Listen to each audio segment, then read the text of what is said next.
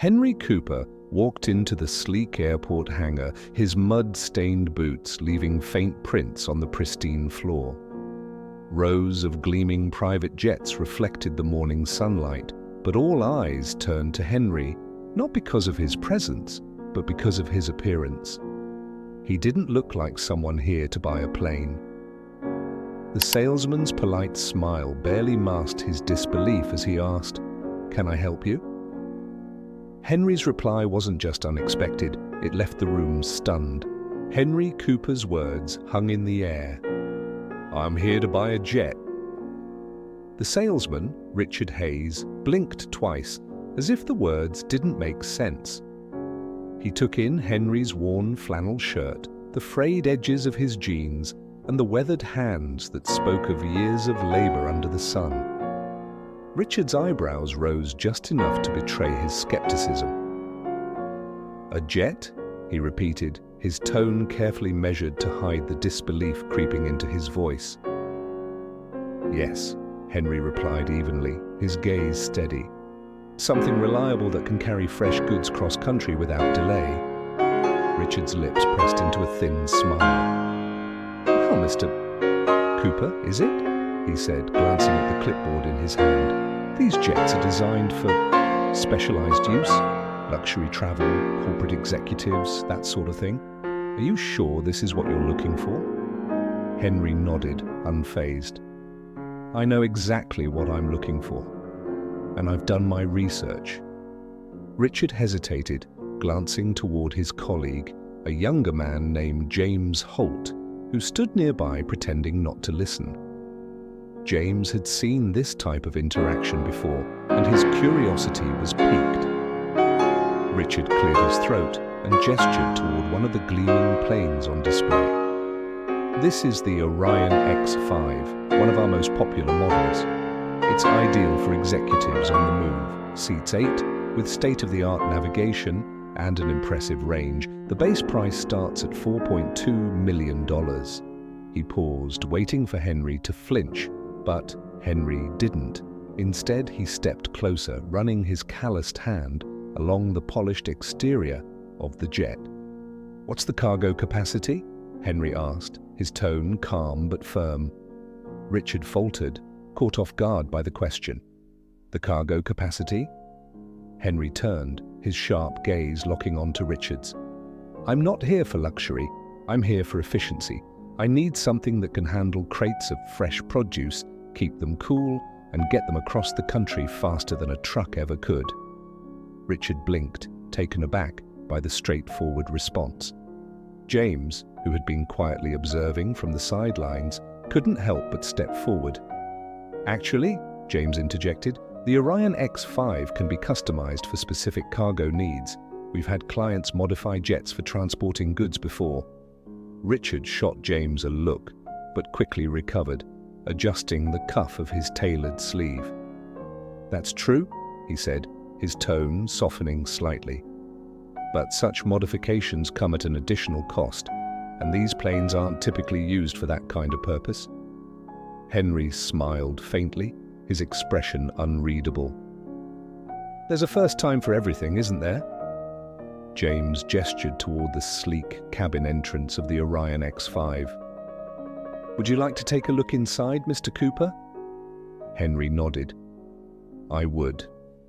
Richard trailed behind them, his skepticism now carefully masked under a layer of forced politeness. As they stepped into the jet, the luxurious interior came into view. Cream leather seats, polished wood paneling, and ambient lighting made the space feel more like a five-star hotel than a transport vehicle. "This jet is equipped with the latest technology," James began, his tone professional but approachable. "It has a range of 3,000 miles on a single tank, and the cabin can be fully customized to meet your needs. If you're serious about transporting goods, we'd need to discuss installing reinforced cargo flooring and climate-controlled storage options." Henry nodded thoughtfully, running his hand over the armrest of one of the seats. "What's the max weight it can handle after modifications?" James hesitated, glancing at Richard, who quickly stepped in. It's designed for light loads, Richard said, his tone still laced with doubt. Primarily luggage, not agricultural products. Henry turned to face him, his gaze steady. And yet it can be done. Richard opened his mouth to respond, but James interjected. Yes, it can, he said firmly. We just need to work out the specifics with our engineering team. Henry's expression softened slightly as he looked at James. I appreciate the honesty. That's why I'm here. I need specifics, not assumptions. Richard bristled at the subtle jab, but managed a tight smile. Of course, Mr. Cooper, we're here to help. Now, if I may ask, what kind of operation are you running that requires a jet like this? Henry paused, his fingers lightly tapping the edge of the seat as he considered the question. I run Cooper Farms, he said, his voice calm but carrying a weight that made both men pay attention. We supply fresh produce, dairy, and meat to grocery chains across 8 states. I've built a network over 30 years, starting from a single truck run to local markets. Now demand's growing faster than we can meet it, and I need to move faster to keep up. James's eyebrows lifted in genuine surprise. 8 states, he echoed. Henry nodded. And growing? Last year, we did over $10 million in revenue, and if I can cut delivery times in half, I'll have the edge to expand even further. This jet isn't a luxury for me, it's a tool to help my business thrive and keep food on people's tables. Richard's confident smirk faltered, replaced by a flicker of uncertainty. He hadn't expected this. James, on the other hand, seemed impressed. That's incredible, he said. I've worked with clients from all kinds of industries, but you're the first to bring this kind of vision to the table. Henry gave a faint smile. Vision is what keeps you moving forward when the odds are stacked against you. Richard shifted uncomfortably, clearly re-evaluating his initial assumptions. Well, he said after a moment, it seems you've thought this through. Let me put together some numbers for the modifications and overall costs. Please do, Henry said. And while you're at it, I'd like to see a detailed breakdown of the cargo specs. I'm not here to waste anyone's time, but I'm also not here to settle. The quiet authority in his voice left no room for argument. As the group exited the jet, Richard excused himself to grab the necessary paperwork, leaving Henry and James standing by the hangar doors. The hum of nearby aircraft engines filled the silence for a moment. You know, James said, breaking the quiet, a lot of people come in here trying to prove something, but with you, it feels different. Henry chuckled softly. I've spent my whole life proving people wrong. At this point, I don't need to. I let my work speak for itself. James nodded, a flicker of admiration crossing his face. Well, for what it's worth, I think you're making the right call, and I'll make sure the team gets it right for you. Henry extended a hand, his grip firm. I appreciate that. But as Richard returned with the paperwork, his demeanor noticeably more subdued, Henry couldn't shake the feeling that there was still something left to prove, not just for himself, but for every person who'd ever been underestimated because of how they looked or where they came from. And before the day was over, he'd have the chance to do just that. As Richard laid out the paperwork on a nearby table, Henry's sharp eyes scanned every line. The man wasn't just a farmer, he was a businessman who knew the value of every dollar he earned. While Richard rambled through the details of warranties, optional add-ons, and service plans, Henry raised a hand to stop him. Hold on, Henry said, pointing to a line item. You're quoting me $150,000 for cargo floor reinforcements. That seems steep, considering it's just some structural modifications. Richard stiffened. Well, those reinforcements require specialized materials and labor. It's standard for a project like this. Henry didn't buy it. Standard for who? This is a jet, not a spaceship. I've built barns, refrigeration units, and entire distribution centers from the ground up. I know when someone's padding the bill. James stifled a grin as Richard stumbled over his response. I'll see if there's any room to negotiate on that, he said reluctantly. Good, Henry replied, leaning back in his chair. Let's keep the focus on what matters, efficiency and reliability. If I'm paying for this jet, I expect every dollar to count. Richard nodded, his confidence wavering under Henry's unrelenting gaze. James, meanwhile, decided to shift the focus. Mr. Cooper, do you mind if I ask what inspired you to take your business to the skies? Henry smiled faintly, his eyes distant for a moment, as he considered the question. It started with a broken truck, he said. James tilted his head. A broken truck? Back when I was first expanding, I had a big order to deliver to a grocery chain 2 states over, Henry explained. Everything was loaded up and ready to go, but my old truck wouldn't start. I lost the order, and worse, the contract. That day, I swore I'd never let logistics hold me back again. Over the years, I built a fleet of trucks, invested in refrigeration, and now I'm taking the next step. Richard, finally recovering from his earlier misstep, chimed in.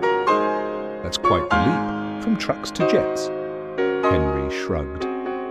I've always believed that if you're not growing, you're falling behind, and I'm not about to fall behind. James nodded thoughtfully. That's an incredible story. It's clear you've worked hard for everything you have.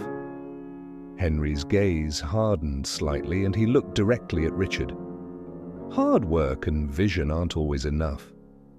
Sometimes you have to deal with people who only see what's on the surface. Richard shifted uncomfortably, clearly understanding the subtext. I suppose that's true, he muttered.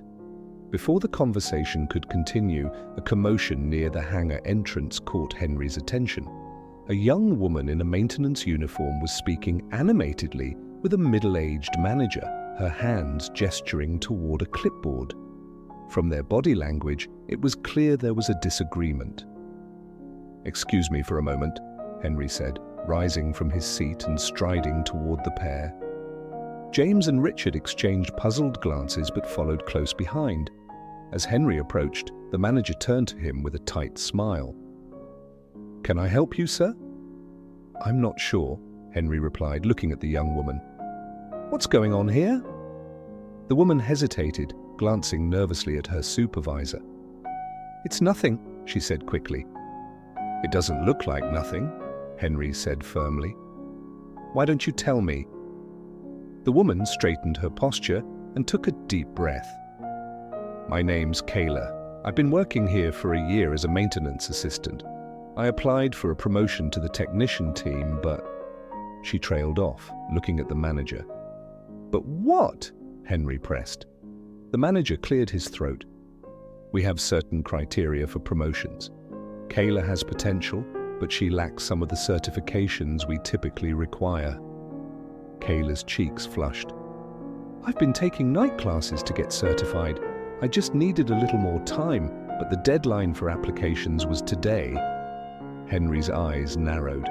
And you're telling me that after a year of hard work, she doesn't deserve a chance because of a technicality? It's not that simple, the manager said defensively. Henry crossed his arms. I've been in her shoes, working twice as hard just to be taken seriously.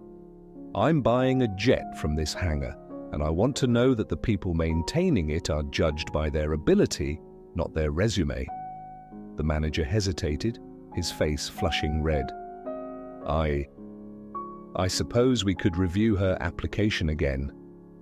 Kayla looked at Henry, her eyes wide with gratitude. Thank you, sir, she said quietly. Henry nodded. Don't thank me yet. Keep pushing, and don't let anyone tell you what you're worth. As Henry walked back to the table, James gave him a nod of approval. That was a generous thing you did. Henry shrugged. It wasn't generosity, it was fairness. I've been underestimated my whole life. If I can help someone else avoid that, I will. Richard remained silent, but his expression had softened. For the first time all day, he seemed to truly understand the man sitting across from him. With the tension easing, Henry returned to the table where Richard had laid out the finalized details of the purchase.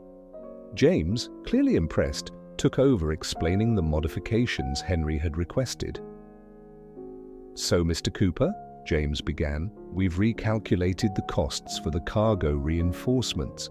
By using composite materials instead of the original option, we can bring the price down to $95,000 without compromising durability."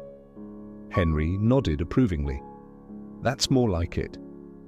And what about climate control for the cargo area?" James glanced at the papers and smiled.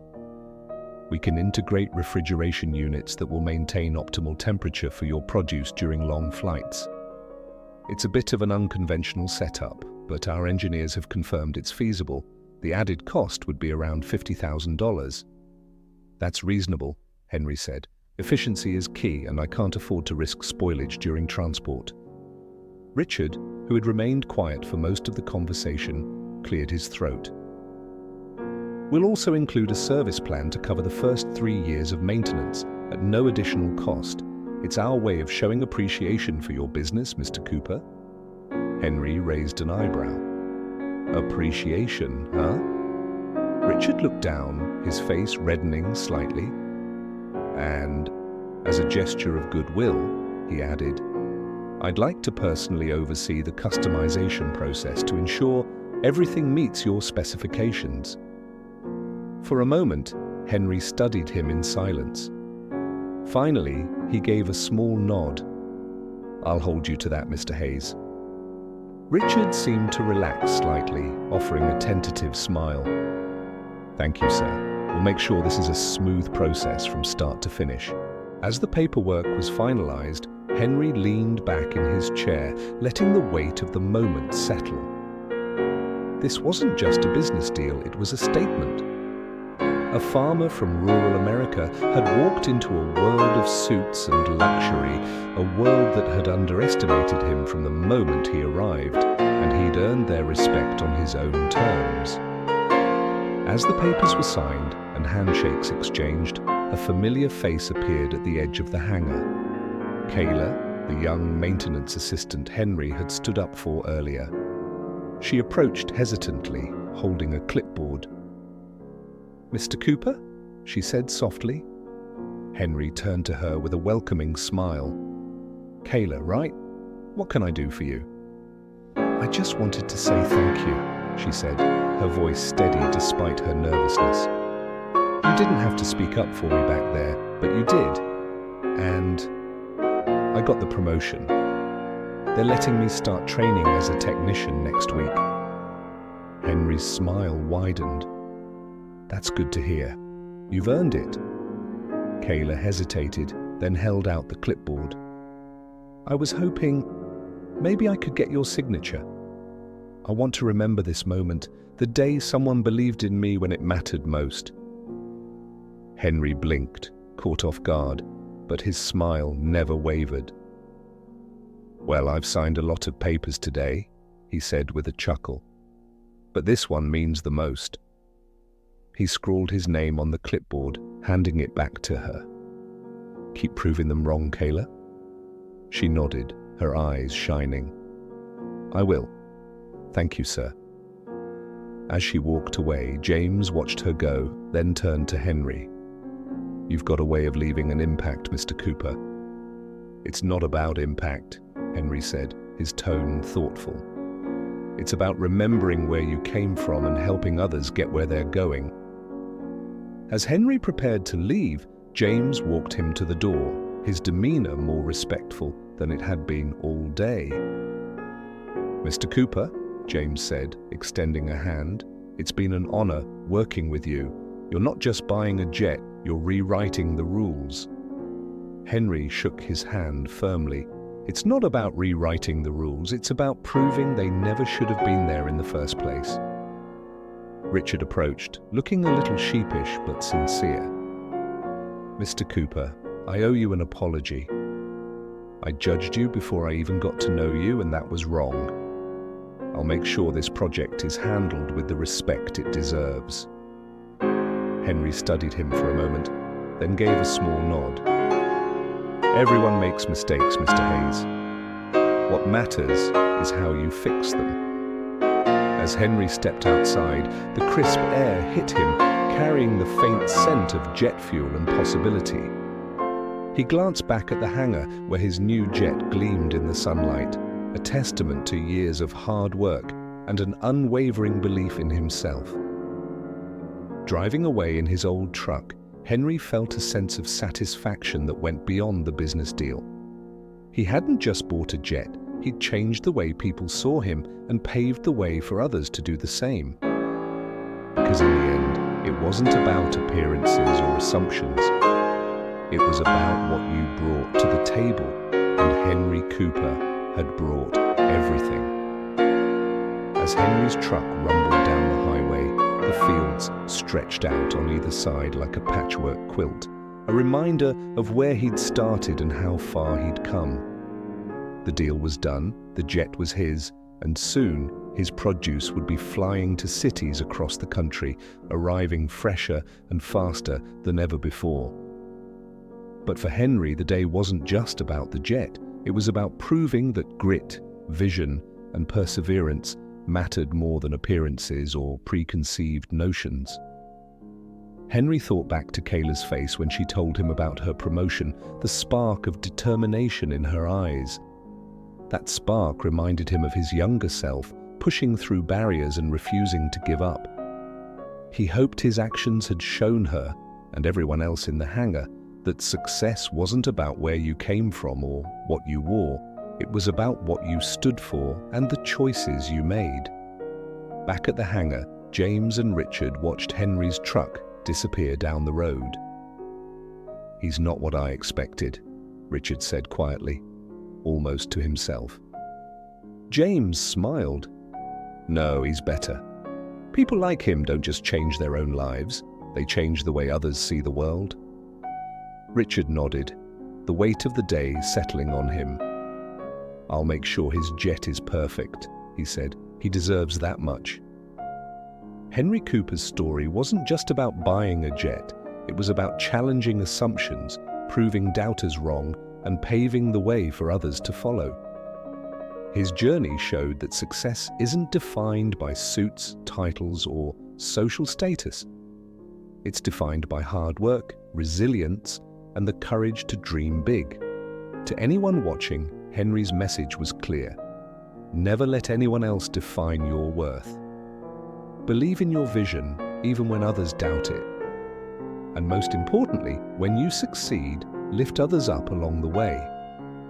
Because true success isn't just about what you achieve, it's about the impact you leave behind.